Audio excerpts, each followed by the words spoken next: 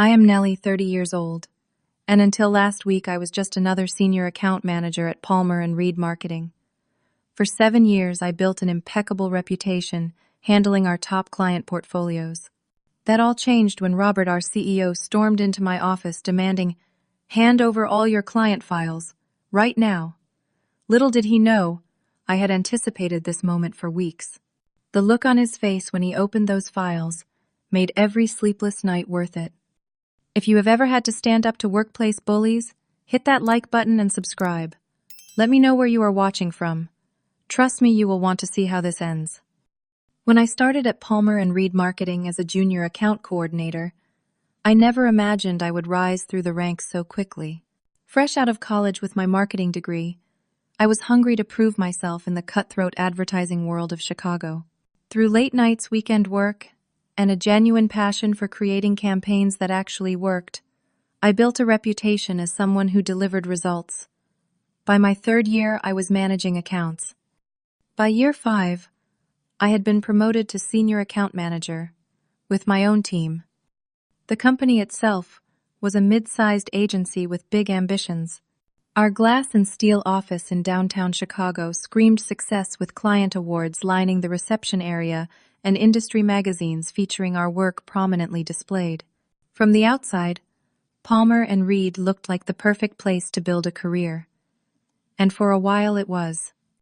As senior account manager, I directly handled our 5 most valuable clients: Westfield Properties, a luxury real estate developer; Blue Sky Technologies, an emerging tech firm; Hartman Healthcare Group; Lux Lifestyle Brands; and Northern Trust Financial.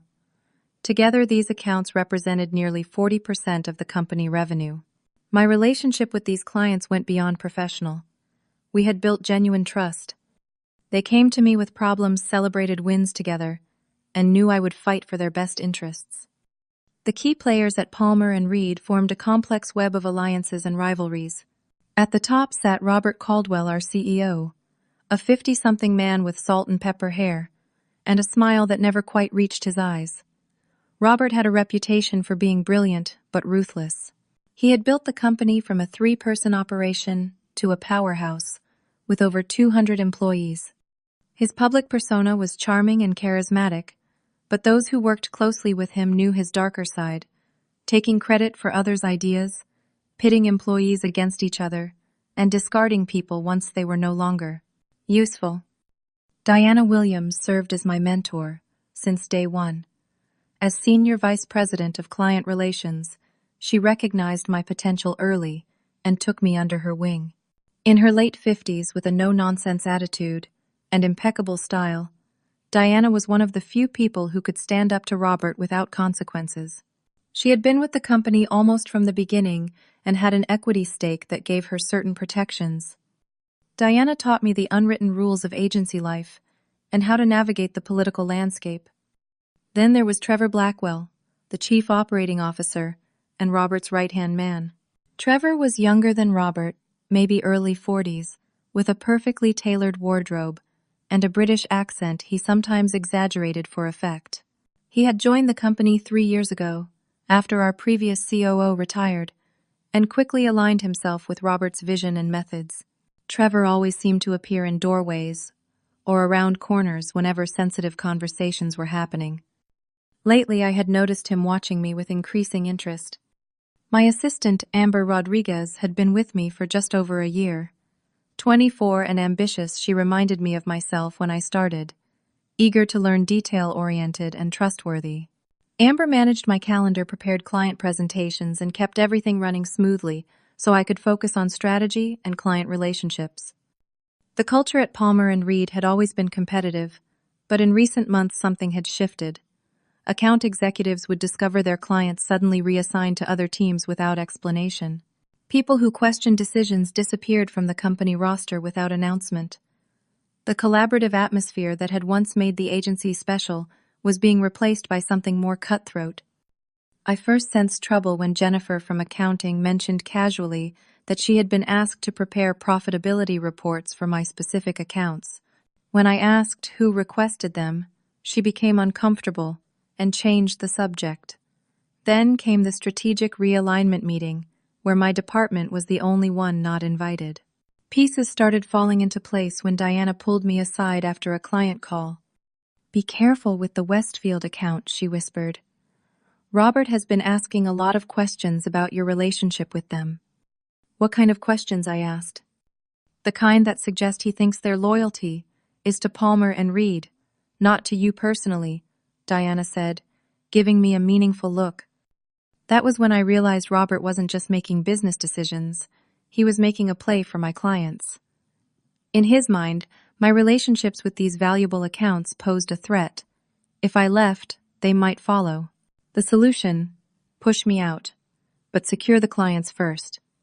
Classic Robert. The first concrete sign of trouble came in the form of an email from Trevor. The message itself seemed innocent enough: a request for detailed contact information for all key decision-makers at my client companies for the updated company directory. What struck me as odd was that this information already existed in our CRM system, which Trevor had full access to. Why ask me to compile it separately? I provided the information, but added a note to each client in our system that any contact should go through me first. Standard protocol for account managers. The very next day, those notes had been removed. When I questioned our IT department, they informed me that Trevor had requested the change. Around this time, the meeting exclusions became more obvious. Twice in 1 week, I discovered that strategy sessions for Westfield properties had been held without me, despite my role as their primary contact. When I confronted my colleague Jackson about it, he looked uncomfortable. "I assumed you were busy," he said, not meeting my eyes. "Trevor said you had approved him taking point on their upcoming campaign." I had approved no such thing. The following Tuesday, I was working late finalizing a presentation for Blue Sky Technologies when I overheard voices from the conference room down the hall. The door was slightly ajar, and Robert's distinctive voice carried clearly. "The Westfield account is too valuable to risk," he was saying. "Their contract renewal is coming up in 3 months. I want the transition completed well before then so they don't associate any changes with Nellie's departure." "And if she doesn't cooperate with the restructuring?" Trevor asked. "Everyone has a price," Robert replied. "We'll offer a generous severance. If that doesn't work, we have other options. The important thing is securing those client relationships first." My heart pounded as I quietly retreated to my office. They were planning to push me out after stealing my clients. The realization felt like a physical blow, but it also clarified things. This wasn't paranoia. It was corporate strategy. The next morning, Jessica from the creative team caught me in the break room. We had worked together on numerous campaigns and developed a friendly relationship outside of work. "I need to tell you something," she said, voice low. "Trevor asked me to send him all the creative briefs for your accounts directly from now on. He said it was to streamline the approval process, but it feels off." I thanked her for the heads up. My suspicions further confirmed. Later that week, the company announced a major new direction at an all-hands meeting. Robert stood at the front of the room, Trevor by his side, as he unveiled plans for a new integrated client services division that would revolutionize our approach to key accounts. "This new structure will allow us to serve our top clients more efficiently," Robert explained, his eyes briefly meeting mine across the room. "Trevor will head this division, bringing together our best resources under one roof." The subtext was clear: my department would be absorbed, my role eliminated, and my clients transferred to Trevor's control. The timeline suggested they would do this, gradually extracting client relationships and institutional knowledge before showing me the door. That afternoon, I discovered something that confirmed my worst fears. Amber came to me visibly upset. "I need to tell you something," she said, closing my office door. "Trevor asked me to forward him all emails between you and the Westfield team. He said you requested this as part of a new mentoring program, but I know you would have told me about something like that." "What did you tell him?" I asked, keeping my voice steady, despite my racing heart. "That I'd need to confirm with you first," she replied. He seemed annoyed but didn't push it. I thanked Amber for her loyalty and asked her to document the request. It was clear now that Robert and Trevor were systematically working to undermine me, collecting information inserting themselves into my client relationships and preparing to push me out once they had secured what they needed. The final confirmation came when a junior copywriter accidentally copied me on a brief for a new Westfield campaign, one I knew nothing about. The document listed Trevor as the account lead and made no mention of me or my team. They weren't even waiting for my departure to begin the transition. The betrayal stung deeply. I had given 7 years to this company, built these client relationships from scratch, and delivered consistent growth. Now I was being treated as disposable, a mere obstacle between Robert and what he wanted. But beneath the hurt, something else was building determination. If Robert thought I would simply step aside, he had severely underestimated me. The morning after discovering the Westfield brief, I texted Diana coffee off-site. Important. 20 minutes later, we sat in a quiet corner of a cafe 3 blocks from the office. They're making their move, I said without preamble, sliding my phone across the table to show her the brief. Diana examined it, her expression grim. I was afraid of this. Robert approached the board last month about a strategic reorganization of the client services department. He presented it as an efficiency measure, but I suspected there was more to it. Why didn't you tell me? I asked, trying to keep the hurt from my voice. I was gathering information, she said. Accusations without proof would just put a target on both our backs. But yes, they're planning to absorb your clients into Trevor's new division and ease you out. What triggered this? My numbers are strong. Client satisfaction is at record levels. Diana's eyes softened. That's exactly the problem, Nellie. You're too good. Those clients are loyal to you, not the company. Robert sees that as a liability. The realization hit hard. My success had made me a threat. So what do? I asked. That depends, Diana said carefully. What do you want, to stay and fight, or to make a clean break? I considered this. The company culture had been deteriorating for months. Even if I managed to keep my position, would I want to stay in such a toxic environment? On the other hand, I had built something valuable here, and the thought of Robert and Trevor profiting from my hard work made my blood boil. I want options, I finally said, and I don't want them to get away with this. Diana nodded approvingly. Then we need to prepare, carefully. Over the next hour, we outlined a strategy. The key was documentation, proving my contribution to these accounts, establishing my personal relationship with the clients, and capturing any unethical behavior in the transition process. Diana advised me to consult a lawyer about the non-compete clause in my contract and potential intellectual property issues with campaign concepts I had developed. Back at the office, I began methodical preparation while maintaining a facade of business as usual. Each evening, after most employees had left, I stayed behind to organize and duplicate essential records. I created a detailed log of all my client interactions, campaign successes, and revenue generated. I compiled emails showing direct praise from clients and acknowledgement of my personal contribution. I was particularly careful about contracts. While reviewing them, I discovered that 3 of my 5 major clients had specified me by name in their agreements with Palmer and Reed.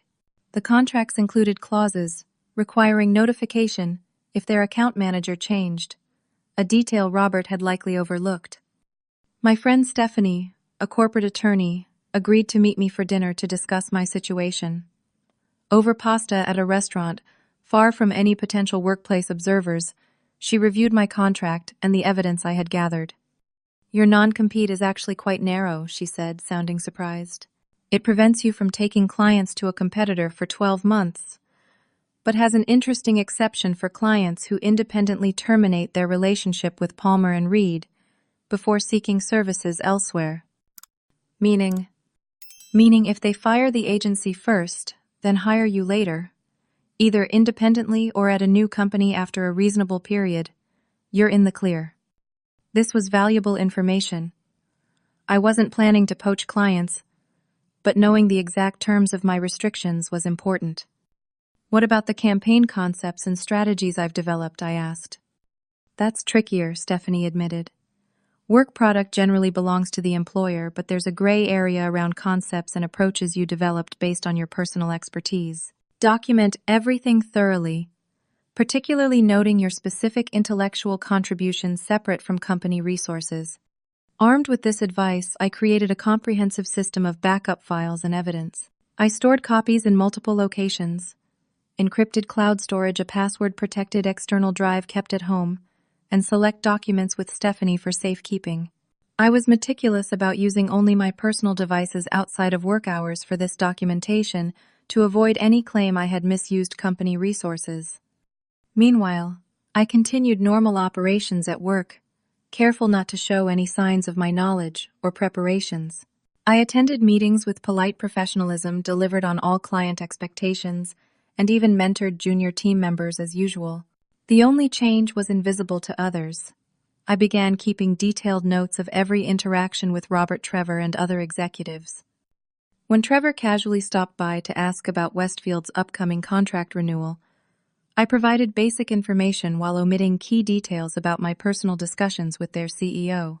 When Robert suddenly took interest in attending a Blue Sky client dinner that he would normally have skipped, I welcomed his presence while documenting how he attempted to establish direct contact with their marketing director.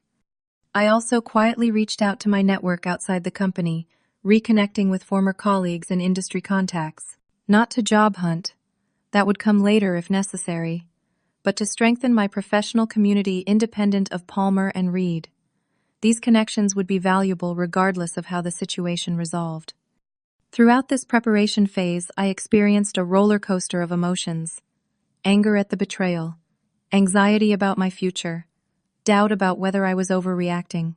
The stress manifested physically: sleepless nights, tension, headaches, a constant knot in my stomach. But beneath all that was a growing sense of empowerment. I was not a passive victim in this scenario. I was taking control, preparing for whatever came next. Diana provided crucial moral support during this time, checking in regularly and offering strategic advice. "Robert is getting impatient," she warned me one afternoon. "He asked about your client files in the executive meeting yesterday. Said something about wanting to review the account structures." "Let him ask," I replied with more confidence than I felt. "Everything is documented and in order." And it was. By the time Robert made his move, I had prepared for every scenario I could imagine. What I couldn't have predicted was just how dramatically things would unfold. It happened on a Tuesday morning. I was reviewing quarterly metrics with Amber when my office door flew open without warning. Robert stood in the doorway, his 6'2" frame blocking the light from the hallway. His normally perfectly coiffed hair looked slightly disheveled, as if he'd been running his hands through it in frustration. Behind him, Trevor hovered with a thin smile that didn't reach his eyes. "Nellie," Robert said, his voice carrying across the office floor, "I need all your client files, every contract, every email, every contact, right now." The entire office went silent. Heads popped up from cubicles like prairie dogs, everyone sensing the dramatic confrontation unfolding. Amber froze beside me, her eyes wide with alarm. "Good morning, Robert," I replied calmly, though my heart was racing. "May I ask what this is regarding?" His face flushed slightly at my composure. He had clearly expected panic or resistance. "The board has approved our department restructuring effective immediately.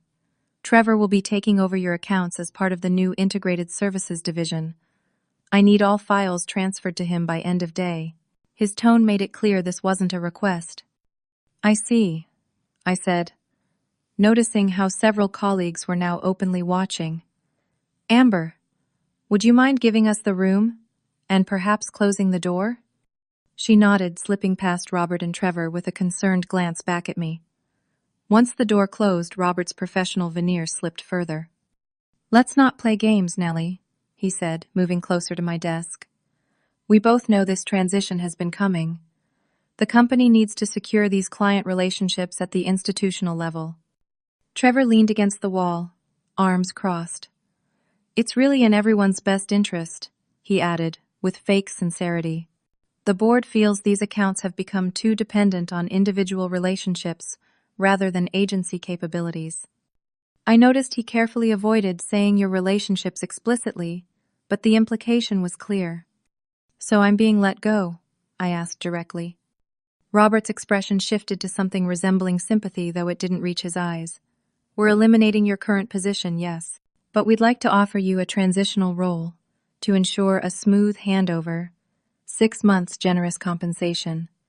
After that, we can discuss other opportunities within the company. Translation. We want to extract everything you know. Have you personally introduced Trevor to your clients to transfer their trust, then show you the door once you're no longer useful. I see, I said again, maintaining my calm. And you need all my files right now. Yes, Robert said firmly. Complete transfer, physical and digital. Trevor has already been granted access to your company email and drive folders. That explained the notification I'd received from IT this morning. A routine system update requiring temporary access changes.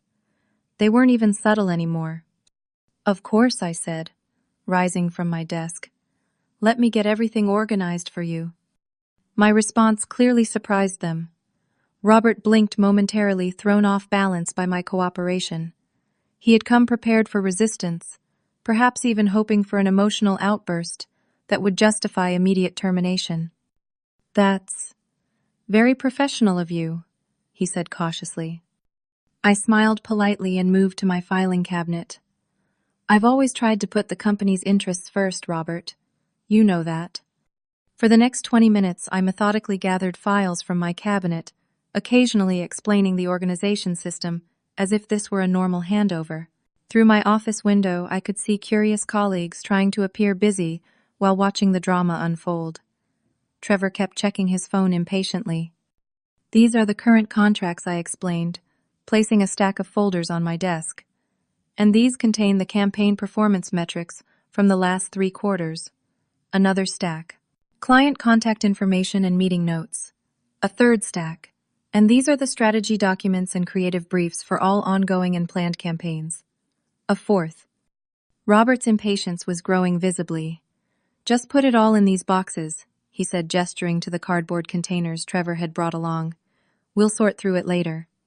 As you wish, I replied carefully, placing the files in the boxes. Would you like me to walk you through the digital files as well? There's quite an extensive organization system. That won't be necessary, Trevor cut in. We have IT transferring everything to me as we speak. I nodded, continuing to organize the physical files. Almost done then. Just need to include the client communication logs and proprietary strategy documents. I retrieved a final set of folders from my cabinet, these ones different from the others with distinctive blue covers. I placed them on top of the boxes and stepped back. That should be everything, I said. Would you like me to help carry these to your office? We've got it, Robert said already, reaching for the boxes. He seemed eager to end this interaction, perhaps uncomfortable with my unexpected cooperation. I watched, as they gathered the boxes, Trevor struggling slightly with the weight of his. As they reached the door, I spoke one last time. Robert, you might want to review the blue folders first, I said casually. They contain information particularly relevant to the transition. He nodded distractedly and continued out the door. Through my office window, I watched them cross the office floor colleagues, pretending not to stare as they passed. Only when they disappeared into the elevator did I allow myself to sit down, my hands finally betraying a slight tremor. Amber slipped back into my office, closing the door behind her. Are you okay? She asked. What happened? Just a reorganization, I said with a calmness I didn't entirely feel. But I think Robert might be about to have a very interesting morning. In Robert's corner office, with its floor-to-ceiling windows overlooking the Chicago skyline, the boxes of my client files sat on his massive glass desk.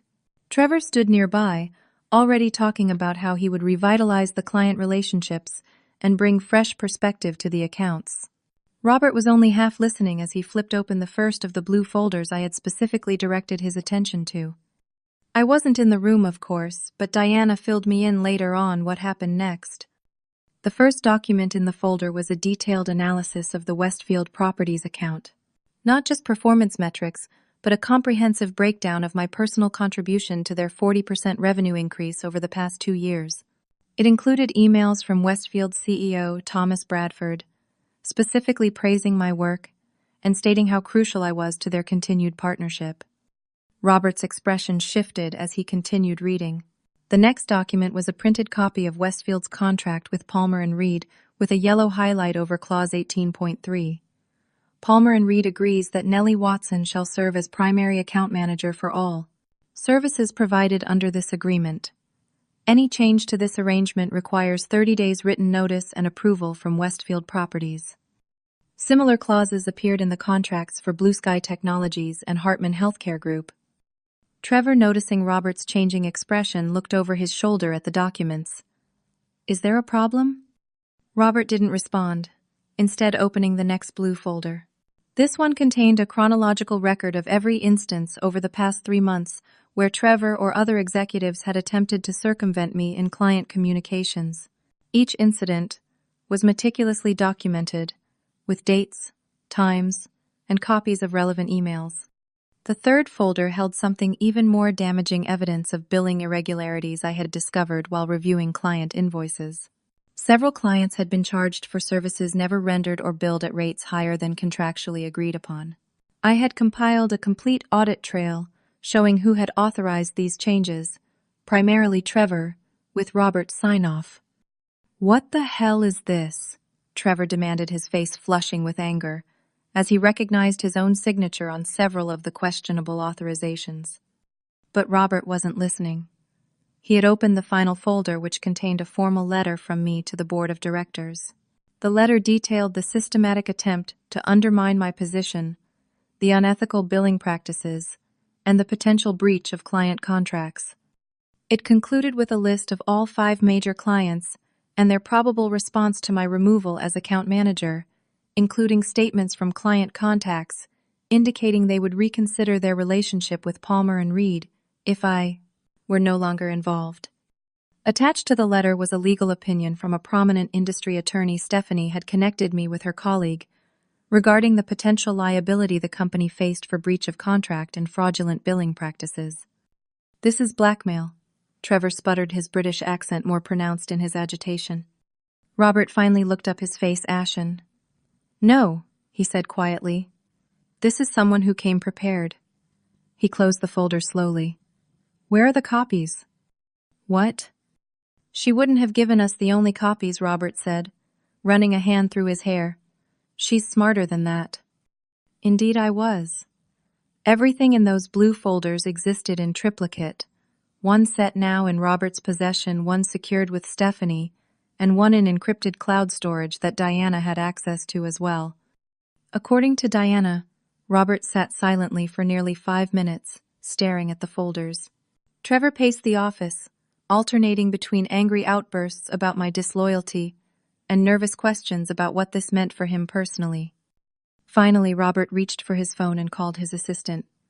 "Cancel my meetings for the rest of the day," he instructed, "and get Patricia from the board on the line." After a pause, "Yes, it's urgent." Trevor stopped pacing. "You're calling the board. Why not just fire her and be done with it?"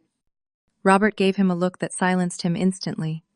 "Because, Trevor, if we fire her, these documents go straight to the board anyway, and possibly to our clients and the authorities as well.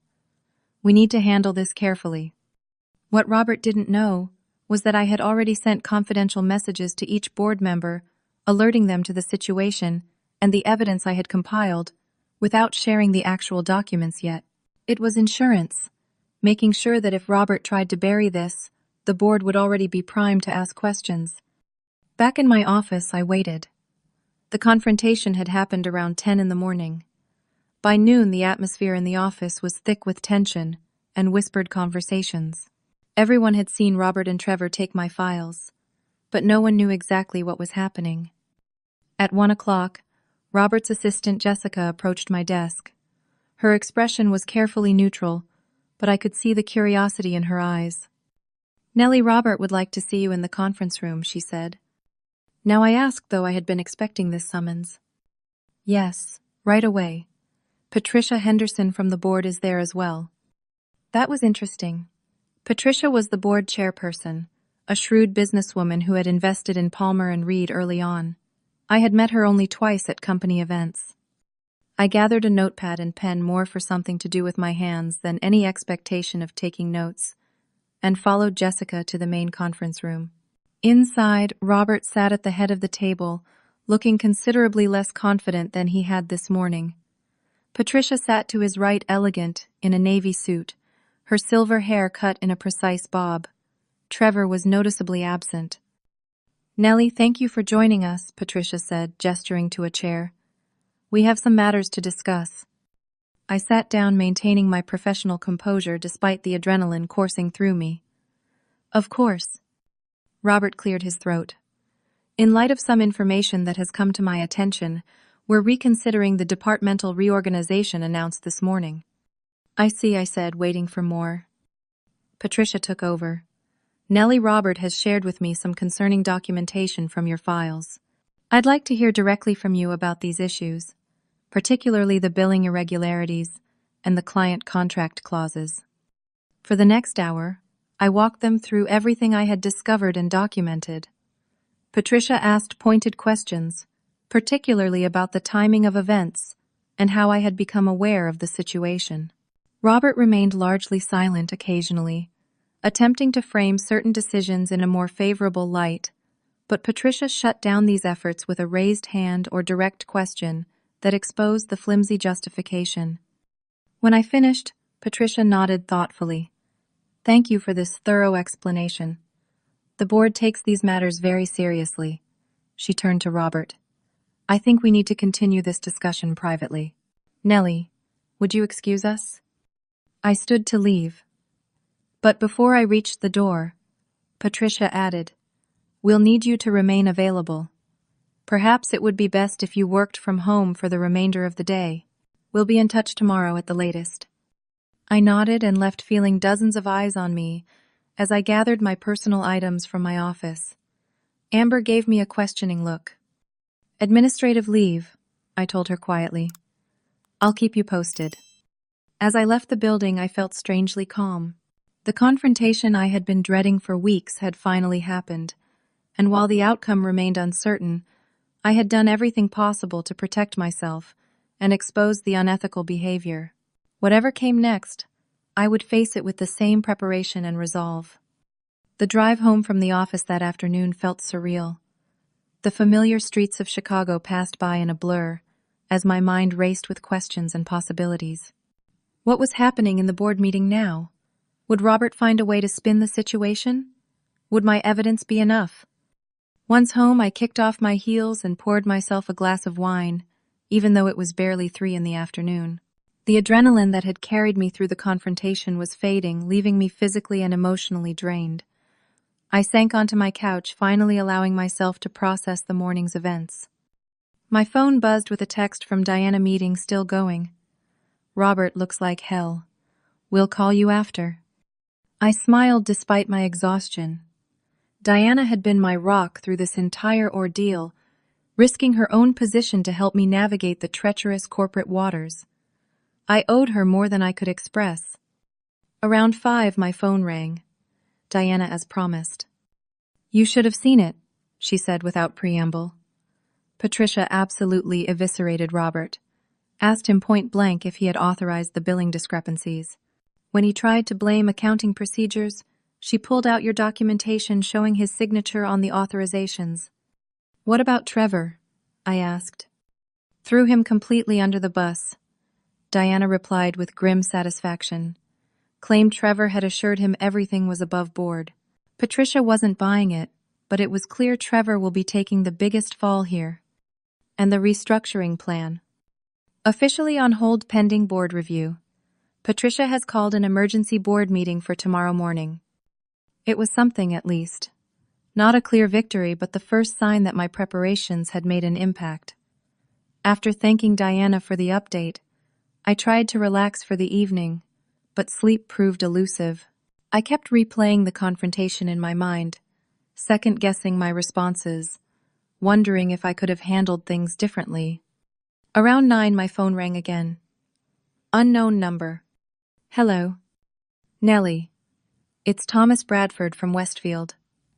The CEO of my largest client was calling me directly. My pulse quickened. Thomas, hello. What can I do for you? I just got off a very strange call with Trevor Blackwell, he said, sounding confused. He introduced himself as our new account lead at Palmer and Reed. Mentioned something about a reorganization. Is there something I should know? So, Trevor was already making moves, trying to establish relationships with my clients before anything was officially decided. Bold, but not surprising. There are some organizational changes being considered, I said carefully, but nothing has been finalized. I apologize for any confusion. Well, I made it clear to Mr. Blackwell that our contract specifies you as our account manager, Thomas said firmly. I also told him we'd be reviewing our options if that arrangement changes. I value our working relationship, Nellie. The results you've delivered speak for themselves. Thank you, Thomas. I appreciate your support more than I can say. Similar calls came in from 2 other clients that evening. Word was spreading fast. By morning, all 5 of my major clients had reached out expressing concern about the possible changes and affirming their preference to continue working with me. I documented each call meticulously. This was exactly the client reaction I had predicted in my letter to the board. Confirmation that these relationships were indeed personal, not merely institutional. After another largely sleepless night, I awoke to an email from Patricia's assistant, Miss Henderson. Request your presence at a meeting tomorrow at 10 a.m. Please confirm availability. I confirmed immediately, then spent the day in a strange limbo. I used the time to update my resume and portfolio just in case, and consulted again with Stephanie about my legal position. She advised me to prepare for all possibilities, from being offered a better position at Palmer and Reed to being terminated and needing to fight for severance. Based on what you've told me, they'd be fools to let you go, she said. But corporate politics don't always follow logical paths. Around 6 that evening, approximately 30 hours after the initial confrontation, my phone rang again. Patricia Henderson. Nellie, she said, her tone giving away nothing. I'm calling personally because I wanted to speak with you before tomorrow's meeting. I appreciate that, I replied, trying to keep my voice steady. The board met today, she continued. We reviewed the documentation you provided, as well as additional information that came to light during our discussions with Robert and Trevor. There was a brief pause during which I held my breath. What you uncovered is deeply troubling, Patricia said finally. The billing irregularities alone represent a significant ethical breach. The attempted circumvention of client contracts puts the company at serious legal risk. I understand, I said, unsure where this was heading. Robert has been placed on administrative leave pending a full investigation, Patricia continued. Trevor submitted his resignation this afternoon, effective immediately.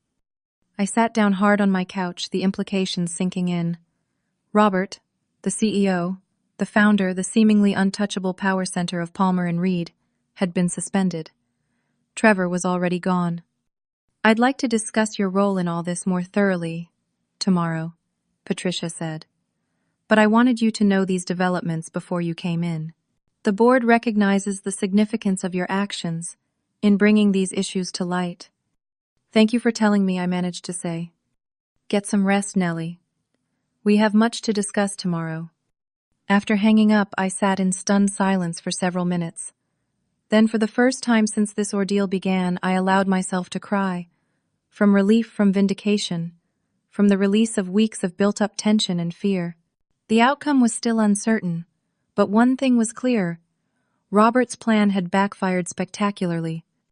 At exactly the 36-hour mark from when Robert had first demanded my files, I received one more call from Diana.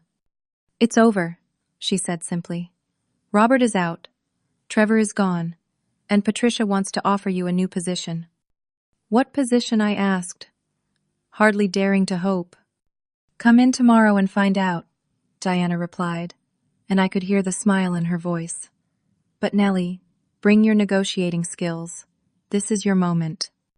The next morning I dressed with particular care, a A charcoal suit that projected confidence without ostentation, subtle jewelry hair pulled back in a sleek ponytail. As I rode the elevator up to Palmer and Reed's offices, I mentally prepared for all scenarios. Despite the encouraging news from Patricia and Diana, years in corporate America had taught me to remain cautious until everything was officially resolved. Walking through the office was surreal. Colleagues stared openly, some offering tentative smiles, others quickly averting their gaze. The power dynamics had shifted dramatically in just 2 days, and no one was quite sure where they stood, including me. Patricia's assistant led me to the main boardroom rather than Patricia's office, which I took as a significant sign. Inside, Patricia sat at the head of the table with Diana and 3 other board members present. No sign of Robert or Trevor, of course. "Nellie, thank you for joining us," Patricia began after I was seated. "Before we discuss next steps, I want to acknowledge the courage it took to document and present the issues you uncovered. Many would have simply resigned or allowed the situation to continue." I nodded, waiting for her to continue. "As I mentioned yesterday, Robert has been placed on indefinite leave while we conduct a full investigation. The preliminary findings support everything you documented and suggest the issues may be even more widespread."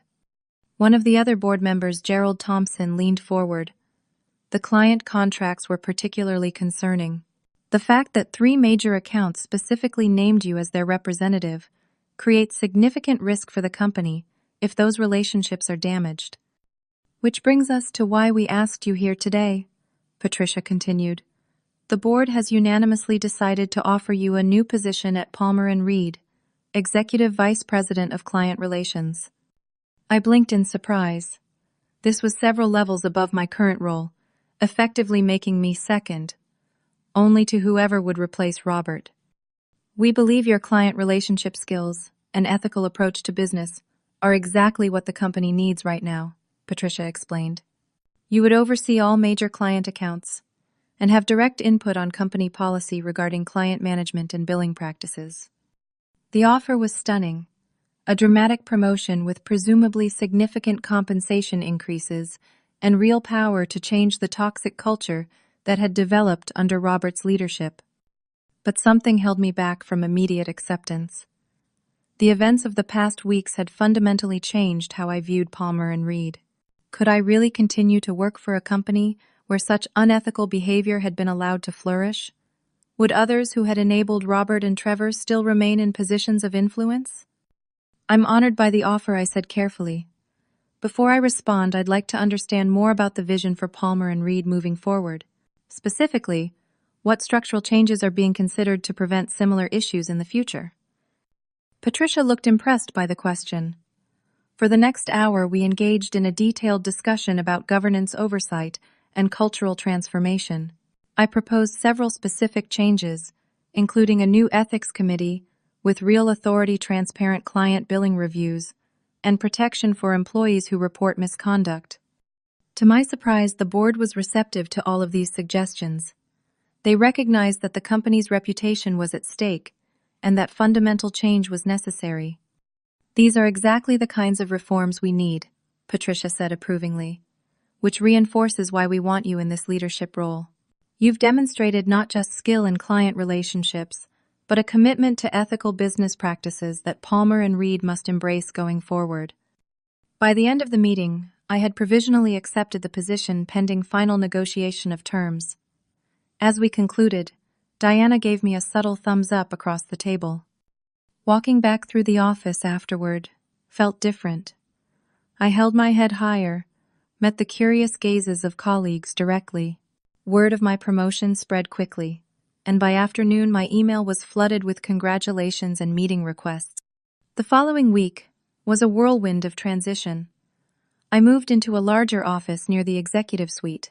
My first official act was to call a department-wide meeting to address the changes transparently and assuage fears about further restructuring. "This company is entering a new chapter," I told the assembled team. "One founded on mutual respect, ethical practices, and recognition of each person's contribution. The changes ahead will strengthen us, not divide us." Rebuilding trust with my team and clients became my primary focus. I scheduled individual meetings with each client to personally assure them of the company's commitment to ethical practices and service excellence. Their relief was palpable, and several expressed that they had been considering leaving until they heard I would be leading client relations. Within the company, the healing process was more complex. Some employees had been complicit in Robert and Trevor's schemes. Others had stood by silently out of fear. Creating a culture where people felt safe to speak up would take time and consistent demonstration of new values. I made it a point to recognize and promote those who had shown integrity during the difficult period, including Amber, who became a junior account manager. Jessica, from Creative, who had warned me about Trevor's maneuvers, took on greater responsibility, leading client creative presentations. As for Robert and Trevor, their professional downfall was swift and public. The industry trade publications ran features on the leadership change at Palmer and Reed, with thinly veiled references to ethical concerns that had prompted the board's action. Trevor quickly left Chicago altogether, taking a position with a smaller agency on the West Coast. Robert fought harder, threatening legal action against the board, but ultimately accepted a severance package in exchange for his resignation and silence. 3 months into my new role, Patricia invited me to lunch to discuss progress. "The transformation you're leading has exceeded our expectations," she said. "Client retention is at 98%, and we've actually signed 2 new major accounts based on our renewed reputation for ethical management." "It's the team," I said. "They were always capable of this level of performance. They just needed the right environment to thrive in." Patricia nodded thoughtfully. "The board was discussing this morning. What would have happened if you hadn't documented everything so thoroughly? If Robert had succeeded in pushing you out?" I considered this. "The truth eventually comes out," I said. "But it might have taken years with a lot of damage done in the meantime." Documentation wasn't just protection for me. It was protection for the company itself, even if Robert couldn't see that. As I reflect on this experience now, the lessons seem both simple and profound. Document everything, not out of paranoia, but as a normal professional practice. Trust your instincts when something feels wrong. Build authentic relationships that transcend corporate structures. And perhaps most importantly, stand firm in your personal ethics, even when doing so is difficult or risky. The business world can be ruthless, but integrity remains a powerful force. Sometimes it's the quiet preparation, the meticulous documentation, the careful building of alliances, the unwavering commitment to doing things right, that ultimately speaks the loudest. If you've ever faced a similar workplace challenge or had to stand up against unethical behavior, I'd love to hear your story in the comments. What documentation or preparation saved you in a difficult situation? How did you maintain your integrity when tested? Remember to like and subscribe if this story resonated with you, and share it with someone who might need encouragement to stand up for themselves professionally. Thank you for joining me on this journey from confrontation to vindication. Remember, your greatest power often lies in being thoroughly prepared for whatever comes your way.